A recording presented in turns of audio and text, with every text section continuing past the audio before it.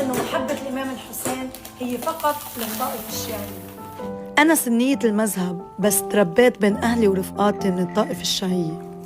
كنا ننزل على نفس الملجأ، نتخبى من نفس العدو، نصلي بنفس اتجاه القبلة، نعبد نفس الرب، ونسلم على نفس النبي محمد صلى الله عليه وآله وسلم. أنا ما بحياتي فرقت لا بينهم ولا بيننا. كنت حس دايما إنه نحن أهل بيت واحد، لأنه إذا صار شي ببيروت كانوا يركضوا يفزعوا لنا من دون سؤال، وإذا صار شي بالجنوب كنا نفتح لهم بيوتنا وقلوبنا. ما شفت منهم إلا الوفا والكرم والرجولة.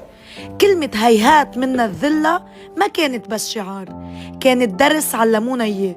من صبر الإمام الحسين تعلمت الصبر وربيت ولادي. لكم إنه الدين حياته ما فرق، بالعكس الدين بيجمع، وعظم الله أجرنا وأجركم. والسلام على الحسين وعلى أصحاب الحسين.